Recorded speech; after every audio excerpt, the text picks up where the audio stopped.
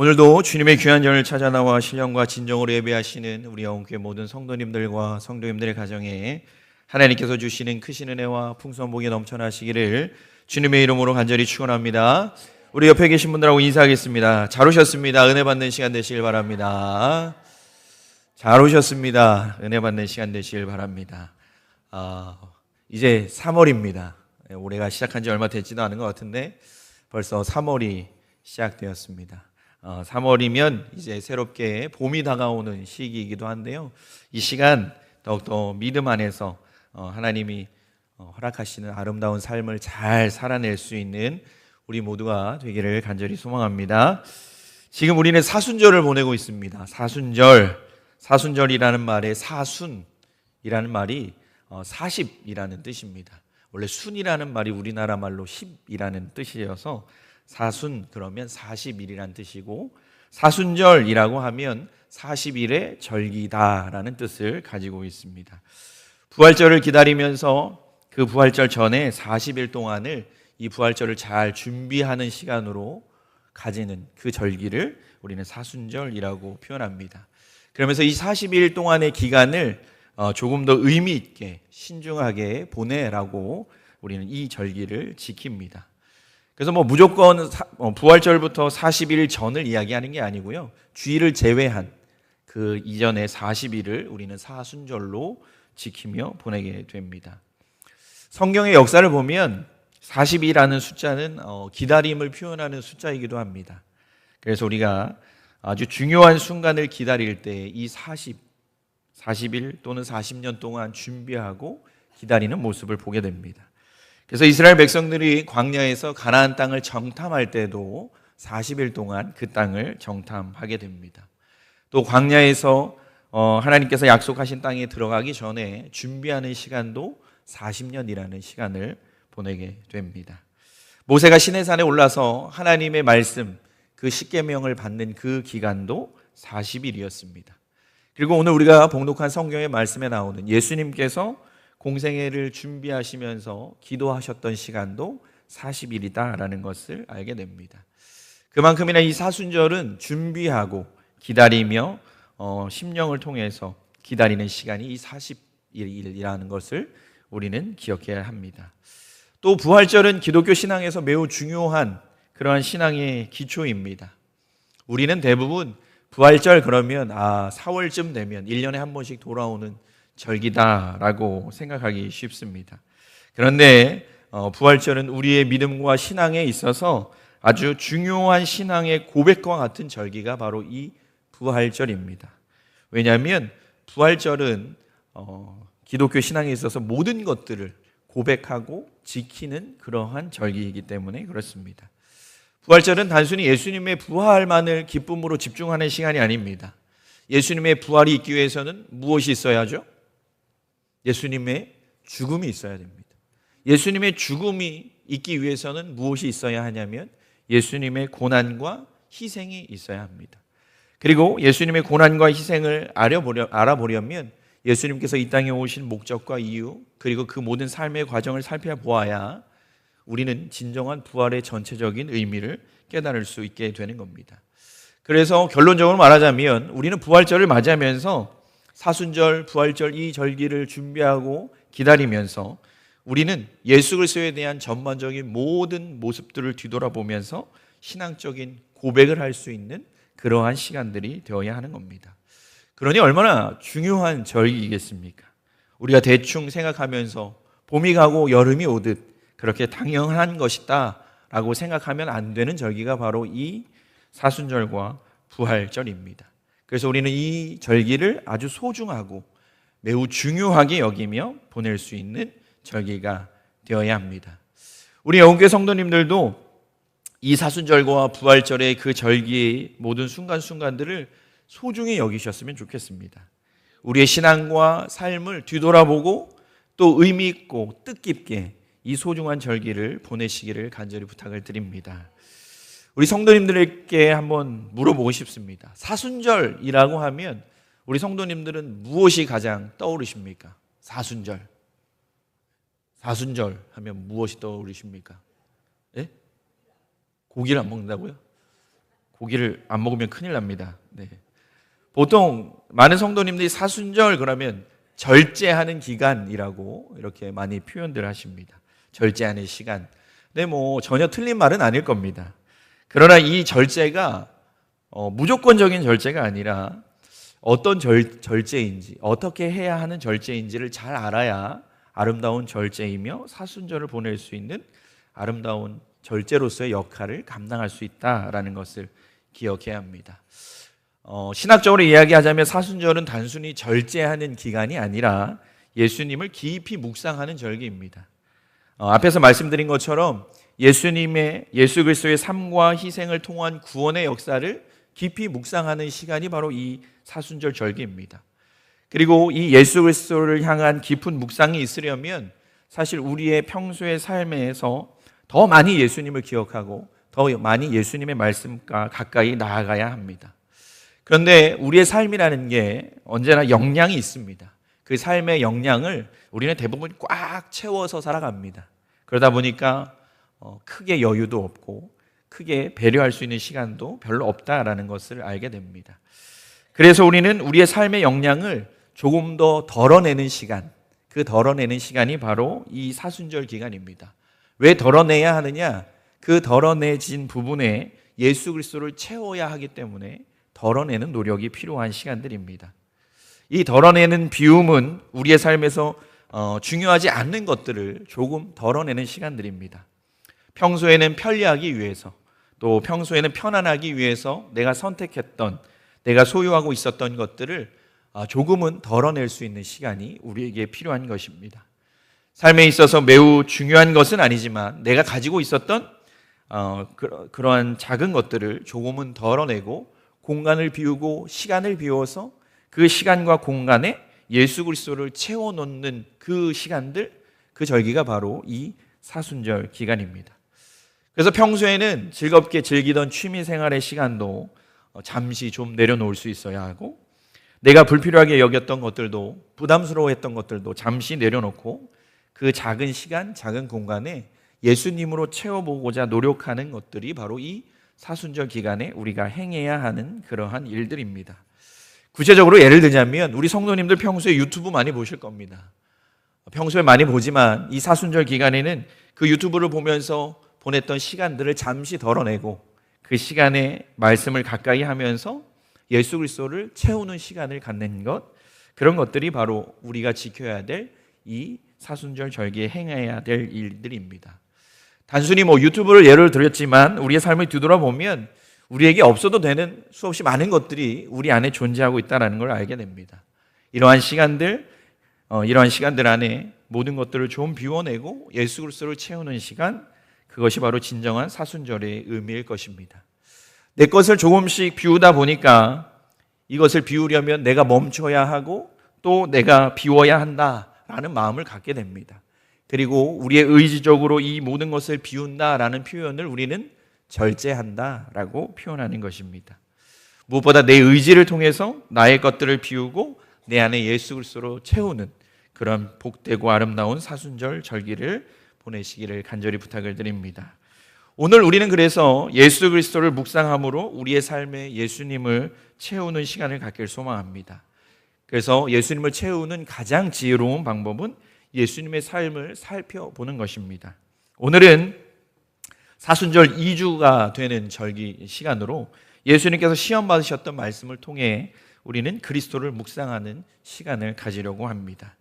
오늘 우리가 봉독한 성경의 말씀은 예수님께서 공생애를 시작하시기 전 40일 동안 광야에서 금식하고 기도하신 후에 마귀들에게 시험 받으셨던 내용을 우리에게 전해주고 있습니다. 우리가 너무나 잘 알고 있는 말씀입니다. 예수님께서는 40일간 금식 기도를 마치시고 마귀에게 시험을 받으십니다. 먼저 돌들이 떡덩이가 되게 하라라는 시험이었고, 후에는 성전 꼭대기에서 뛰어내려라라는 시험이었습니다. 마지막 세 번째 시험은 자신에게 경배하라라는 시험이었습니다. 우리가 아는 것처럼 예수님께서는 하나님의 말씀에 의지해서 이 모든 세 번의 시험을 다 이겨내셨습니다. 그럼 오늘 성경 말씀에 보면 천사들이 나와서 예수님의 수종을 들게 된다라고 하면서 오늘 성경 말씀의 내용은 마무리하게 됩니다. 오늘 우리가 봉독한 성경의 말씀을 통해서 예수님을 더욱 묵상하는 시간이 되고 예수님의 그 모습을 더욱더 깊이 생각하는 귀한 시간이 되기를 간절히 소망합니다. 첫째로 오늘 말씀은 우리에게 예수님은 하나님과의 관계를 회복하시는 분이시다라는 것을 보여주고 있습니다. 오늘 말씀 3절에 보면 이렇게 나옵니다. 내가 만일 하나님의 아들이어든 명하여 이 돌들로 떡덩이가 되게 하라 라고 말씀하고 있습니다. 이 말씀은 마귀가 나타나서 예수님께 던졌던 첫 번째 시험의 질문이었습니다. 그것은 40일 동안 금식하고 줄이셨던 그 예수님께 떡덩이가 되게 해서 너의 배고픔을 채워봐라 라는 그러한 시험이었습니다. 당연히 예수님의 능력이라면 돌들로 떡덩이가 되게 하는 것은 너무나 쉬운 일이었습니다. 그럼에도 예수님께서는 말씀을 통해서 그 마귀의 시험을 이겨내는 모습을 보여주게 됩니다. 바로 육체적인 본능과 그 욕구를 이겨내면서 말씀을 통해 승리하는 예수님의 모습을 보여주고 계신 것입니다. 그런데 오늘 이 첫 번째 나타나는 이 마귀의 시험, 이 유혹, 우리가 전에도 어디서 많이 본 내용입니다. 사실 창세기 3장에 보면 사탄이 하와를 찾아오는 모습이 나타나게 됩니다. 그리고 하와에게 동산 중앙에 있는 나무의 열매, 그러니까 우리가 잘 알고 있는 그 선악과에 관한 질문을 통해서 시험하기 시작합니다. 그러면서 결론 내기를 그 선악과를 따먹어도 절대 죽지 않는다라고 이야기해 줍니다. 창세기 3장 4절에 보면 뱀이 여자에게 이르되 너는 결코 죽지 아니하리라 라고 말씀합니다. 그러면서 하와가 그 선악과를 바라봅니다. 이 마귀의 이야기를 듣고 이 사탄의 이야기를 듣고 그 선악과 나무의 열매를 쳐다보니 그 마음에 이르기를 창세기 3장 6절에 이렇게 표현합니다. 여자가 그 나무를 본즉 먹음직도 하고 보암직도 하고 지혜롭게 할 만큼 탐스럽기도 한 나무인지라. 여자가 그 열매를 따먹고 자기와 함께 한 남편에게도 주매 그도 먹은지라 라고 말씀합니다. 아담과 하와가 선악과를 따먹은 이유는 그들이 하나님처럼 되고 싶어서가 아니었습니다. 나무의 열매가 먹음직했고 보암직했고 그리고 지혜롭게 할 만큼 탐스럽기 때문에 먹은 것입니다. 이것은 시각적인 아주 인간의 기본적인 본성에서부터 시작된 행동이다라는 것을 알 수 있습니다. 우리가 아는 것처럼 에덴 동산에는 수없이 많은 생명나무 실과들로 가득했습니다. 그럼에도 아담과 하와는 그 선악과를 따먹는 죄를 범하게 됩니다. 이 죄의 결과는 무엇입니까? 인간에게는 사망이 오게 되고 결국 죄인인 인간은 하나님과의 관계가 무너지게 되는 결과를 가져오게 됩니다. 거룩하신 하나님과 죄인된 인간은 이제 결코 하나가 될 수 없는 상황에 놓이게 된 것입니다. 그러나 오늘 예수님께서는 이러한 아담과 하와의 범죄가 아니라 인간의 본능으로 말미암아 깨졌던 하나님과 인간 간의 관계를 다시금 회복시키시는 그 유혹을 이겨내는 모습을 보여줍니다. 그리고 이 회복을 통해서 우리가 하나님께로 나아갈 수 있는 구원의 길을 열어주시다라고 또 말씀해 주십니다. 이 길은 결국 인간의 본성을 내려놓고 온전히 하나님의 말씀에 순종하며 나아가는 모습일 때에 가능함을 우리에게 말씀해 주십니다. 선악과를 따먹지 말라는 하나님의 말씀에 불순종했던 아담과 달리 예수님은 사탄의 유혹을 말씀을 통해 이겨내는 모습을 보여주셨습니다. 그리고 우리에게도 예수님처럼 이와 같은 삶을 따라 살아가라고 또 노력하라고 우리에게 말씀해 주고 계신 것입니다. 첫 번째 시험은 배고픔에 대한 인간의 본성을 시험하는 시험입니다. 그리고 두 번째는 인간의 평안과 안정을 위한 시험이었습니다. 마지막 세 번째는 사탄에게 경배함으로 세상의 모든 것들을 쉽고 편안하게 얻을 수 있는 편리주의에 관한 시험이었습니다. 이 모든 것들은 인간이 추구하는 가장 기본적이고 가장 근본적인 필연적인 욕구임을 우리는 알 수 있습니다. 세상의 모든 사람들은 먹고 사는 문제, 그리고 평안의 문제, 편리의 문제에서 해방되기를 소망합니다.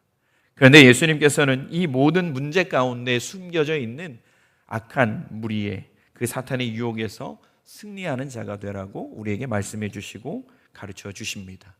예수님의 모습을 통해서 배우고 실천하며 노력하며 살아가라고 말씀해 주고 있는 것입니다. 그런데 우리가 살아가면서 믿음과 신앙을 위해서 우리의 본능적이고 본질적인 것을 포기한다라는 건 정말 쉽지 않은 문제다라는 것을 알 수 있습니다.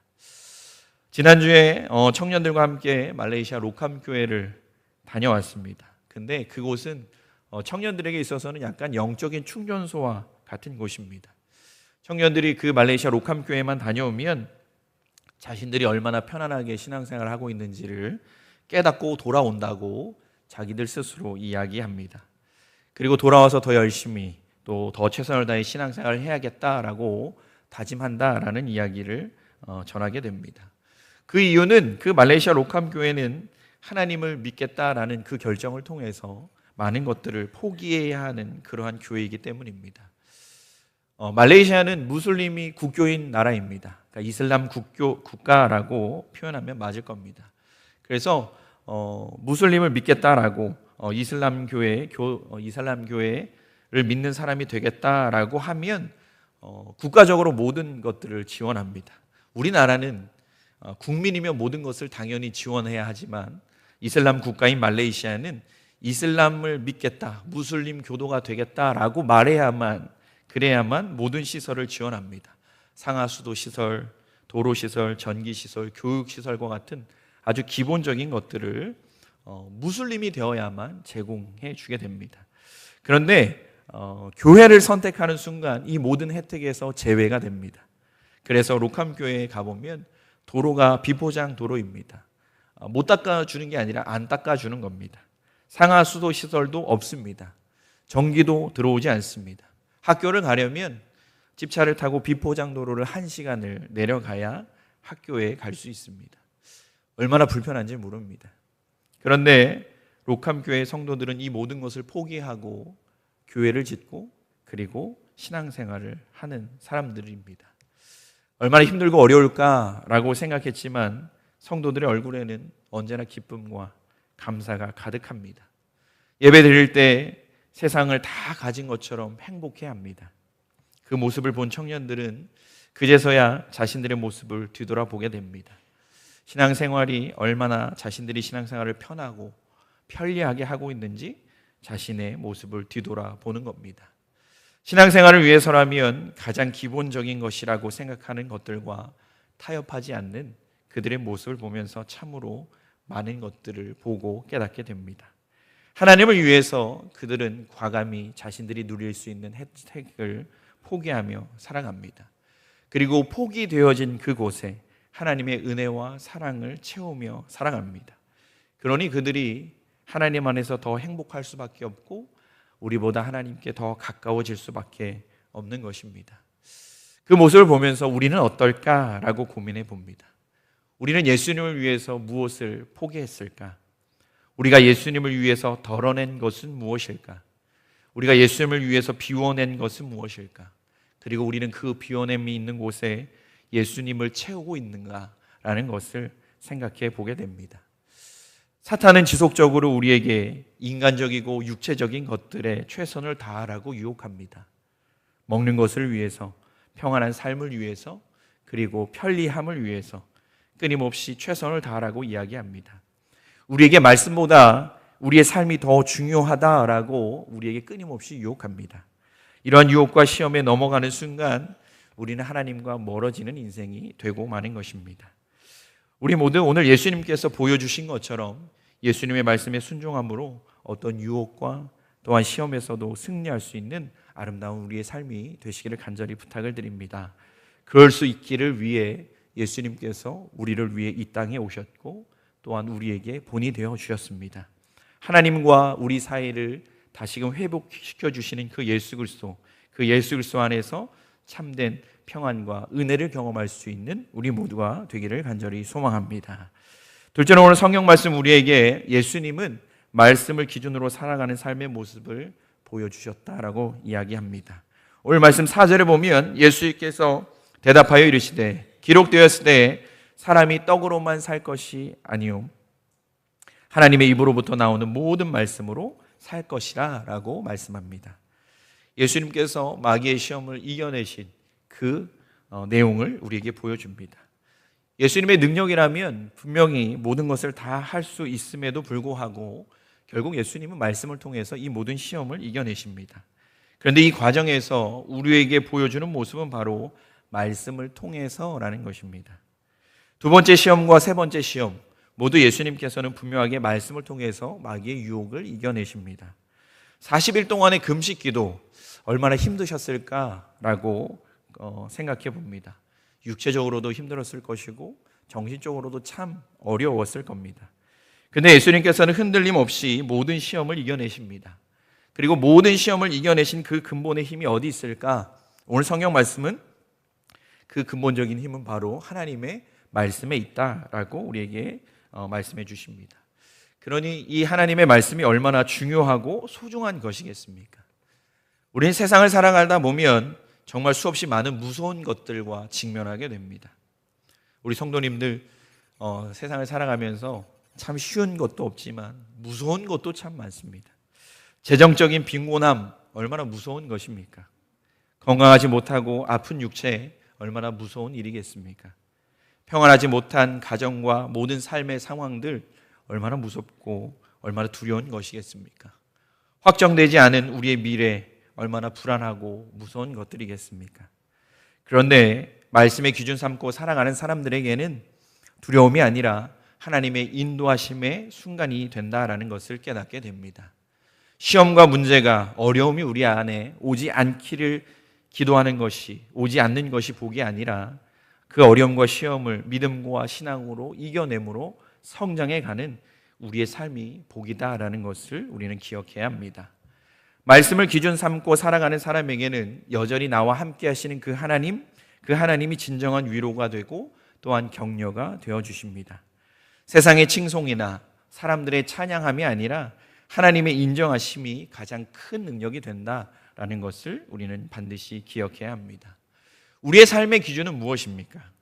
우리에게 다가오는 어려움의 순간들, 힘듦의 순간들, 우리는 무엇을 가장 먼저 찾아가십니까? 무엇을 가장 많이 의지하며 살아가십니까? 예수님께서는 오늘 말씀을 통해서 어려움과 힘든 순간 그 무엇보다 하나님의 말씀을 찾으라라고 말씀하십니다. 우리의 인생의 가장 근본적이고 기본적인 기준을 하나님의 말씀에 기준 삼으라라고 이야기하십니다. 그것이 바로 진정한 그리스도인이며 하나님의 백성이다라고 우리에게 가르쳐주고 계신 것입니다. 사랑하는 우리 영혼교회 성도님들, 언제나 하나님의 말씀을 부여잡고 살아갈 수 있는 성도님들이 되시길 바랍니다. 그리고 그 말씀을 우리의 삶의 기준으로 삼아서 하나님의 말씀 밖으로 넘어서는 일이 없도록 하나님의 말씀 안에서 살아갈 수 있는 우리가 되기를 간절히 소망합니다. 그 말씀에는, 그 말씀을 기준 삼아가는 살아가는 우리의 삶에는 하나님의 능력이 나타나게 되며 하나님의 역사가 일어나게 되는 것입니다. 우리 성도님들, 하나님의 말씀, 예수님처럼 하나님의 말씀을 부여잡고 힘들고 어려운 상황 속에서도 그 말씀을 통해 모든 어려움을 이겨낼 수 있는 복되고 아름다운 성도님들의 삶이 되시기를 간절히 부탁을 드립니다. 말씀을 정리합니다. 우리는 사순절을 보내고 있습니다. 이 사순절 기간에 우리의 삶에 예수 그리스도를 채우는 시간이 되시기를 간절히 부탁을 드립니다. 그 예수 그리스도를 채우기 위해서 우리의 삶의 작은 것들을 덜어내는, 비우는 귀한 시간이 되길 소망합니다. 우리가 채우기 원하는 예수님은 우리와 하나님을, 그 하나님과의 관계를 회복시키시는 분이십니다. 인간적인 것들을 포기하고 말씀에 순종함으로 죄인된 우리에게 하나님께로 나아갈 수 있는 길을 열어주신 그 예수님입니다. 예수님은 말씀을 기준으로 살아가는 삶의 모습을 보여주셨습니다. 말씀에 의지하여 살아갈 때 우리 안에 나타나는 많은 어려움과 힘든 문제들을 앞에 당당해질 수 있고 승리할 수 있다라는 것을 우리에게 보여주셨습니다. 우리도 예수님처럼 하나님의 말씀에 순종하길 소망합니다. 우리도 예수님처럼 하나님의 말씀을 기준 삼고 살아가길 소망합니다. 이것이 바로 예수님을 내 삶에 채우는 소중한 방법입니다. 우리의 삶에 예수님을 체험으로 말미암아 하나님께서 주시는 은혜 가운데 오늘도 승리하며 살아가는 복되고 아름다운 귀한 성도님들의 삶이 되시기를 주님의 이름으로 간절히 축원합니다.